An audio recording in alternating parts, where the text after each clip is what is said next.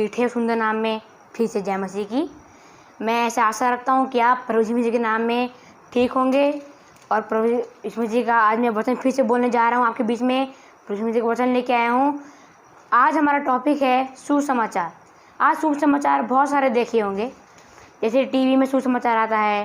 पहले कबूतर के द्वारा सुसमाचार आया करता था, अब टीवी में आ रहा था, अब मोबाइल में आने लग गया सुसमाचार। वो सब शारीरिक सुसमाचार है। मगर आज मैं जो आपको सुसमाचार देने जा रहा हूँ वो है आत्मिक सुसमाचार। तो आइए मेरे साथ सुसमाचार खोलेंगे। आज हमारा टॉपिक है सच्चा सुसमाचार क्या है। ये वही सुसमाचार है जो पौलुस के पास भी आया था। पौलुस अपनी पत्री में इसको लिखा है। पौलुस 13 पत्रियाँ लिखा है, रोमियो से लेकर फिलेमोन तक। और ये पौलुस वही पौलुस है जो परमेश्वर में दृष्टि में चंगा हुआ था, जो प्रभु यीशु मसीह को माना था। वैसे आज भी ये सुसमाचार द्वारा हमें भी प्रभु यीशु मसीह को अपने अंदर अपनाना है और उसकी महिमा करनी है। तो आइए जाएंगे। सच्चा सुसमाचार वह शुभ संदेश है कि यहोवा पापियों का जीवन बचाता है, क्योंकि आज सब पापी हैं और यहोवा से दूर हैं।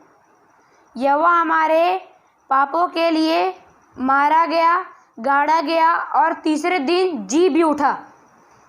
यहोवा उद्धार करता है, हमें पाप से छुड़ाया है कि हम ये सुसमाचार को सबको बता सकें, परंतु इसे सच्चाई से समझना है हमें। देखिए, ये हमारा वही परमेश्वर है जो मरा था और तीसरे दिन मुर्दों में से जी उठा। और ऐसा दुनिया में और कोई भगवान नहीं है, बहुत सारे भगवान हैं, मगर वो मरे और जी नहीं उठे। मगर ये हमारा जो प्रभु यीशु मसीह है, ये मरा और तीसरे दिन में मुर्दों में से जी उठा। क्यों? कि अपना एकलौता पुत्र भेज सके और हमें ये सुसमाचार के द्वारा एक नया चीज़ सिखा सके। ये सुसमाचार हमें अपने अंदर अपनाना है प्रियो, क्योंकि ये सुसमाचार है। जैसे मेरे डैड का जीवन बदला था, वैसे आज आपका जीवन बदलेगा। तो आइए निकालने जाएंगे रोमियो की किताब। थोड़े समय में जाने चाहेंगे रोमियो की किताब, उसका 8 का 7। आइए तो मेरे साथ निकालेंगे। फिर से बोल देते हैं रोमियो की किताब 8 का 7। क्योंकि शरीर पर मन लगाना तो परमेश्वर से बैर रखना है, क्योंकि ना तो परमेश्वर की व्यवस्था के अधीन है और ना हो सकता है। क्या कहता है? हमारा पाप हमें अधलोक में लेकर जाना चाहता है। ये जो शरीर हम अपने ऊपर मन लगा के रखेंगे, परमेश्वर को छोड़ देंगे, हमें मन लगाएंगे, मैं कैसे हूँ, मैं अच्छा कपड़ा पहनूंगा, मैं खाने में बहुत तेज रहूँगा, है ना। हम अपने शरीर की देखभाल करते हैं। इसलिए परमेश्वर चाह रहा है हमारे जीवन में आके सुसमाचार के द्वारा कि जो हम अपना मन शरीर पर मन लगा रहे हैं वो परमेश्वर क्यों मन लगाएं। तो आगे क्या कहता है? हमारा पाप हमें अधोलोक में ले जाना चाहता है इन चीज़ों के द्वारा। और ये यहोवा का वचन हमें यहोवा के पास लेके जाना चाहता है। ये वही यहोवा परमेश्वर जो मैं अभी आपको बताया था, जो तीसरे दिन मुझे में से जी उठा था, ये वही प्रभु मसीह है। हमें इसी यहोवा परमेश्वर का सुसमाचार को अपनाना है। परमेश्वर भी जब दुनिया में आया था, संसार में आया था, किस चीज़ बताने के लिए आया था? ये सुसमाचार बताने आया था। और जो एक पौलुस व्यक्ति है, वो पहले बहुत गंदा व्यक्ति हुआ करता था। जब परमेश्वर के बारे में वो जाना, जब परमेश्वर सामने वो पश्चाताप किया, तब उसके आँख के छिलके भी गिराए गए। परमेश्वर के पीछे वो एकदम अच्छी चलता था, कोई भी किसी का कुड़कुड़ाता नहीं था, कोई भी क्रोध नहीं करता था, और वो कभी शादी भी नहीं किया था, और परमेश्वर के पीछे चलता रहता था। तो आज हमें भी वही प्रभु यीशु मसीह की तरह बनना है, जैसे प्रभु यीशु मसीह के वचन में कहता है, जैसा प्रभु यीशु मसीह का स्वभाव था वैसा आज तुम्हारा स्वभाव हो। तो आइए आगे जाना चाहेंगे। पहला कुरिन्थियो निकालेंगे। पहला कुरिन्थियो 15 2 से 4 वचन। पहला कुरिन्थियो 15 2 से 4 वचन। उसी के द्वारा तुम्हारा उद्धार भी होता है, हाँ, यदि उस सुसमाचार को जो मैंने तुम्हें सुनाया था स्मरण रखते हो, नहीं तो तुम्हारा विश्वास करना व्यर्थ। और आगे जाएंगे। इसी कारण मैंने सबसे पहले तुम्हें वही बात पहुंचा दी। पौलुस कह रहा है वही बात पहुंचा दी जो मुझे पहुंची थी कि पवित्र शास्त्र, क्या पवित्र शास्त्र, ये पवित्र शास्त्र, कि पवित्र शास्त्र के वचन के अनुसार यीशु मसीह हमारे पापों के लिए मारा गया और गाड़ा गया और पवित्र शास्त्र के अनुसार तीसरे दिन जी भी उठा। देखिए, जैसे मैं आपको अभी बताया था, प्रभु यीशु मसीह तीसरे दिन मुर्दों में से जी उठा था। ठीक है, तो आइए, यही प्रभु यीशु मसीह है जिसको हमें उसके पीछे जाना है, ये सुसमाचार को अपने अंदर अपनाना है, क्योंकि यही सुसमाचार है, ये शुभ समाचार है। ये सुसमाचार हमें अच्छी चीज़ों पर लेके जाता है, और जो आप अगर सुसमाचार देखेंगे वो आपको गलत चीज़ों में लेके जाता है। इसलिए परमेश्वर हमारे पास आया, ये इच्छा से आया है कि मेरा ये पुत्र है, मेरे सुसमाचार के पीछे जाएगा। इसलिए मैं आज आपके सामने ये सुसमाचार लेके आया हूँ परमेश्वर का, कि परमेश्वर हमसे और आगे क्या कहना चाहता है। आगे जाएंगे, और आगे कहता है रोमियो 6, परमेश्वर के सुंदर और मोह वचन है, कितना भी तारीफ करो उतना कम है। तो हम अगर तभी हमें परमेश्वर को धन्यवाद देना पड़ेगा, क्योंकि परमेश्वर धन्यवाद बलि से प्रसन्न होता है। प्रियो, मैं आपसे कहना चाहता हूँ, हाँ, तो उसका 6 से 4, अतः उस मृत्यु का बपतिस्मा पाने से हम उसके साथ गाड़े गए, ताकि जैसे मसीह पिता की महिमा के द्वारा मरे हुओं में से जिलाया गया, वैसे ही हम भी नए जीवन की सी चाल चलें। देखिए, और आगे क्या कहता है 5, क्योंकि यदि हम उसकी मृत्यु की समानता में उसके साथ जुट गए हैं, और निश्चय उसके जी उठने की समानता में भी जुट जाएंगे। हम जानते हैं कि हमारा पुराना मनुष्य तत्व उसके साथ क्रूस पर चढ़ाया गया, ताकि पाप का शरीर व्यर्थ हो जाए और हम आगे को पाप के दासत्व में ना रहें।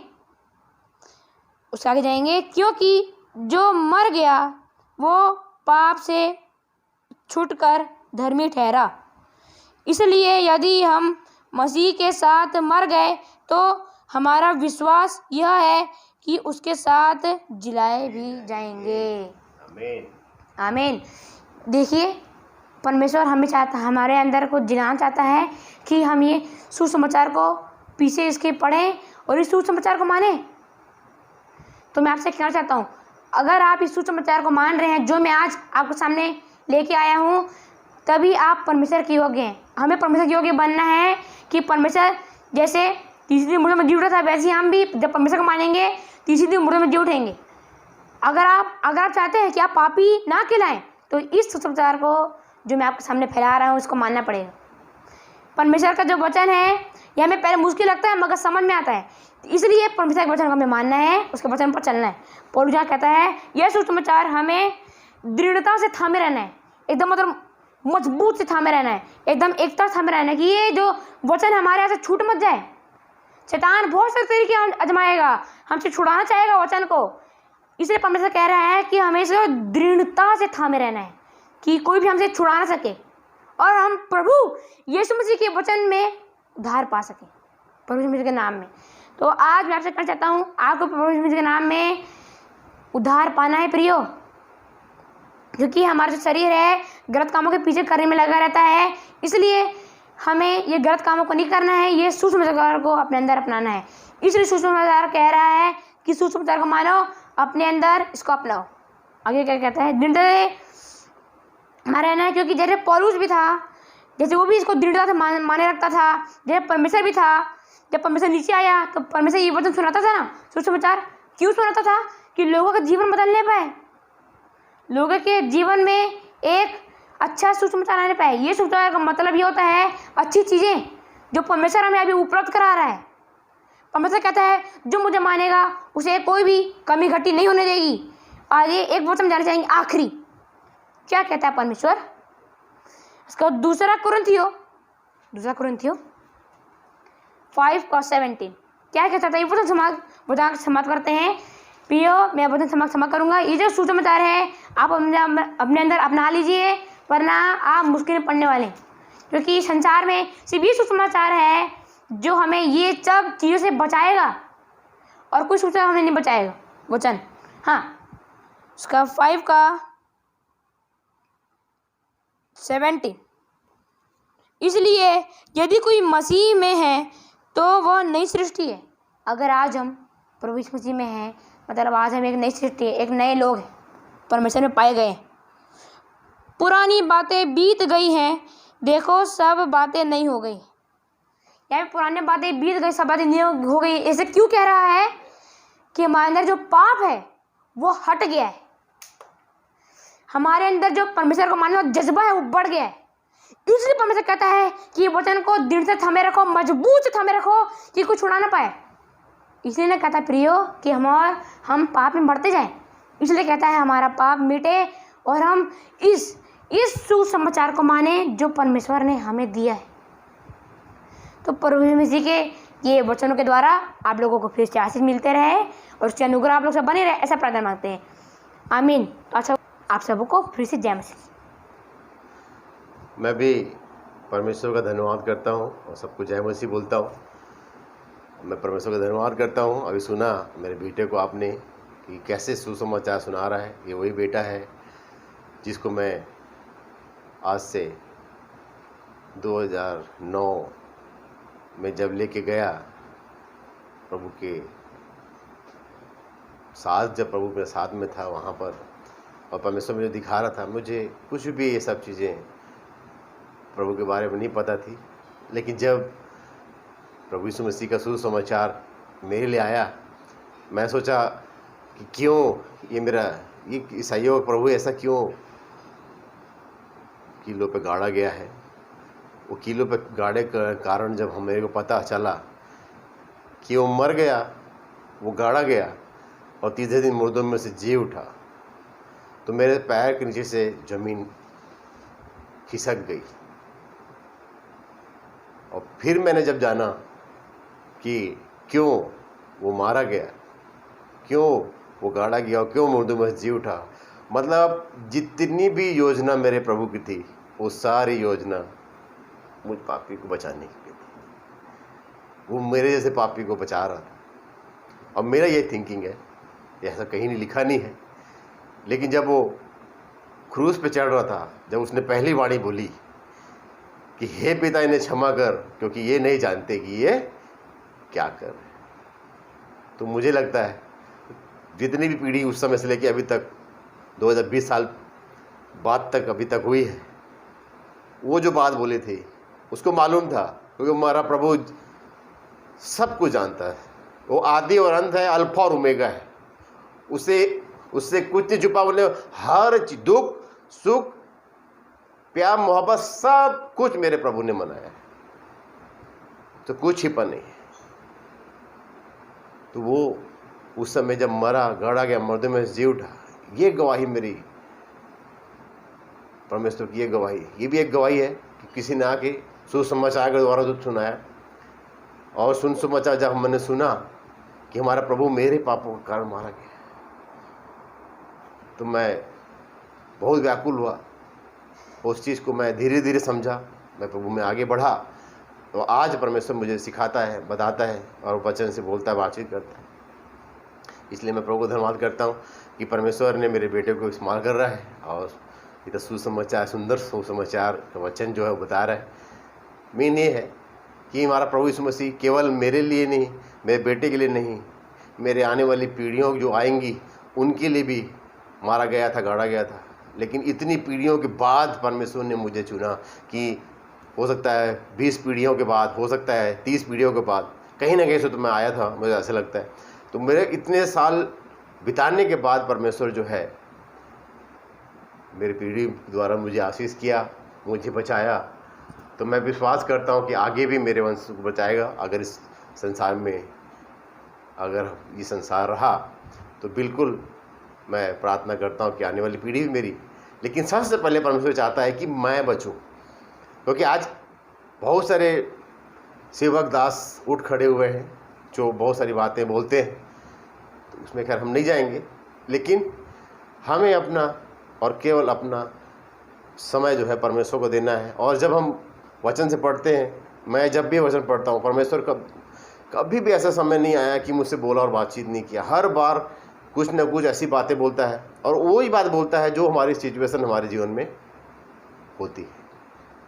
आगे मैं 2 गोल्डन पद मेरे जीवन में आए, वो 2 गोल्डन पद के द्वारा भी मैं आपकी एक वीडियो बनाना चाहूँगा, और वो बहुत लंबी है। उसके बाद चट्टान पे खड़े होने के लिए मैं वीडियो बनाऊँगा, और आप लोगों की अगर दुआ रही तो, क्योंकि आज उन 2 गोल्डन पदों के बिना हम लोग नहीं चल सकते।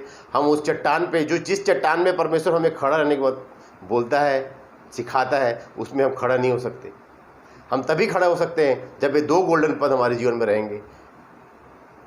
चट्टान पे कैसे खड़ा होना है मैं आगे वचन में बताऊंगा, और वचन द्वारा बहुत गहराई की डीपली वचन है, और दो वचन हैं जो मैं आगे बहुत सारी उसमें से बातें बताऊंगा, और दोनों जो बातें हैं बहुत ही गंभीर, बहुत ही गहरी बातें हैं। उसको जो मेरे जीवन में परमेश्वर ने किया है उसको मैं बिल्कुल शेयर करना चाहूँगा कि परमेश्वर कैसे मेरे जीवन में काम किया। और आज अगर मैं मजबूत हूँ, अगर मैं पावरफुल हूँ, तो उन्हीं वचनों के चलते मैं पावरफुल हूँ। इसलिए मैं प्रभु को धन्यवाद करता हूँ, और वो गोल्डन पद मैं आपको अभी बता देता हूँ। फिर जो अगली वीडियो मैं बनाऊँगा तब उस गोल्डन पदों के बारे में बताऊँगा, कैसे मुझे परमेश्वर ने संभाला। सबसे पहले अगर हम संभले हुए हैं तो मेरा बेटा भी संभलेगा, मेरी बेबी भी समझेगी, मेरे माँ बाप समझेंगे, मेरे हर कोई। अगर परमेश्वर कहता है कि जैसा मसीह का स्वभाव था वैसा ही तुम्हारा स्वभाव। हमारा स्वभाव अगर मसीह की तरह से नहीं है तो हमारा परिवार चेंज नहीं हो सकता। उसने कहा जरूर है वचन में कि तू विश्वास कर तो तेरा घराना उद्धार पाएगा, कर पाएगा वो, लेकिन समय लगेगा। अगर हम उस चीज़ को समझ गए, हम अपने आप को अगर बचा लिए, तो पर बिल्कुल हमारा घराना जो है उद्धार पाएगा। और उद्धार पाया है। मेरे गवाही, बहुत बड़ी बड़ी गवाहियाँ हैं मेरे जीवन में, बहुत बड़े चमत्कार किए मेरे जीवन में प्रभु ने, बहुत सुंदर दासों को लाया है मेरे जीवन में। और मैं किसी दास को बुरा नहीं बोलता, सब दास बहुत अच्छे हैं, लेकिन टीचिंग आज की गलत है, कुछ ऐसी बातें हैं उसमें हम नहीं जाएंगे। लेकिन हम चाहते हैं कि जो प्रभु हमें समझाता है, इन 2 गोल्डन पदों को बता देता हूँ आपको, रोमियो 8:28 और पहला थिस्सलुनीकियों उसका 5:18। ये दोनों गोल्डन के पद के बिना हम मसीह जीवन में चल ही नहीं सकते। ये 2 गोल्डन पद जो है हमारे 2 पैर हैं, एक पैर दूसरा पैर चलेगा जब तभी हम आगे बढ़ेंगे। और पहले गोल्डन पद में हम आ चुके हैं। पहला गोल्डन पद एक मसीह के लिए वही है, आप सब जानते हैं उस गोल्डन पद को। यूहन्ना 3:16 क्या कहा है परमेश्वर ने जगत से ऐसा प्रेम रखा कि अपना इकलौता पुत्र दे दिया, ताकि जो कोई इस पर विश्वास करे वो नाश न हो, आनंद। तो हमारा प्रभु आनंद जीवन देना चाहता है। वो मारा गया, वो गाड़ा गया, और तीसरे दिन मुर्दों में से जी उठा। किसके लिए? मेरे लिए, आपके लिए, हम सब के लिए। तो आओ उस समाचार को माने और उस पर चले। और ये जो पवित्र शास्त्र के वचन है, प्रभु वचन पे लिखा हुआ है कि तेरे चित्त से कभी ना उतरने पाए। जिस समय अगर चित्त से उतरा, हम निश्चय नाबूद हो जाएंगे। इसलिए प्रभु को धन्यवाद करते हैं इस सुंदर पलों के लिए। परमेश्वर बोलता है, बातचीत करता है, और जब तक आप वचन में नहीं पढ़ेंगे आगे नहीं बढ़ेंगे, और ये 2 वचनों को लेके अपने पैर कदम नहीं बढ़ाएंगे, तब तक आप मसीह में नहीं चल सकते। मैंने फिर से मैं वो वचनों को दोहरा देता हूँ। आगे मेरे वचनों से बताना चाहूँगा कि कैसे हम चट्टान पे खड़ा रह सकते हैं, क्योंकि परमेश्वर का वचन कहता है जो चट्टान पे घर बनाता है, आंधी आई, तूफानें आई, बाढ़ें आई, लेकिन वो घर अभी भी खड़े रहेंगे, सदा खड़े रहेंगे। तो वो चट्टान पे कैसे खड़ा होना मैं आगे बताऊंगा आपको, अपने पार्ट बाय पार्ट। बहुत लंबा उसमें है, हो सकता है 3-4 पार्ट में बताना पड़े, तो बिल्कुल बताऊंगा। कुछ सेवक दास हैं, उनको भी आपके सामने लाना चाहूँगा, क्योंकि कभी नहीं देखा किसी ने इनको। कभी ये एक कैमरा कॉन्शियस जिसको बोलते हैं, कभी कैमरा के सामने में नहीं आते। लेकिन मैं चाहता हूँ कि ऐसे दासों को आप सुने, क्योंकि सही टीचिंग देने वाला कोई नहीं है, चट्टान में खड़ा करने वाला कोई नहीं है। तो आज हम चाहिए कि अगर हमें परमेश्वर में आगे बढ़ना है, तो ये 2 गोल्डन पद रोमियो 8:28 और पहला थिस्सलुनीकियों 5:18 को अपने जीवन में लेकर चलें। देखें फिर उसके बाद अब क्या हमारे जीवन में बड़े बड़े चमत्कार होते हैं, क्योंकि पहला और आखिरी स्थान उसको देना है। जो उसने कर दिया वो हम नहीं कर सकते। इसलिए आओ चले। उसके सुसमाचार के पीछे उसने कहा कि मुर्दों को अपने मुर्दे गाड़ने दो और मेरे पीछे हो लो। उन 5,000 व्यक्तियों के जैसे नहीं जो मछली के लिए, चंगाई के लिए, रोटी के लिए पीछे पड़े थे, उनके लिए जो उद्धार पाने के लिए उनके साथ। आज परमेश्वर ने हमें अनुग्रह रूपी बलिदान से बचाया है, तो अगर हमें बचाया है तो उस उद्धार के मार्ग में अब चलना है और उसको पहला स्थान देना है। परमेश्वर पहला स्थान दें और ये 2 गोल्डन पंथ के अनुसार चलें, देखें फिर उसके बाद हमारे जीवन में क्या बड़े चमत्कार होते हैं। सो मैं प्रभु धन्यवाद करता हूँ और आगे के समय परमेश्वर के हाथ में सौंपता हूँ और मैं परमेश्वर के नाम से ब्लेस करता हूँ। जो भी इस वीडियो को देख रहा है, परमेश्वर उन सबको आशीष दे और प्रभु और भी हमें इस्तेमाल करे ताकि हम सही बातें परमेश्वर की जो है आप तक जरूर पहुँचा सकें। हमारा एक यूट्यूब चैनल है, जीसस कमिंग सून मिनिस्ट्री,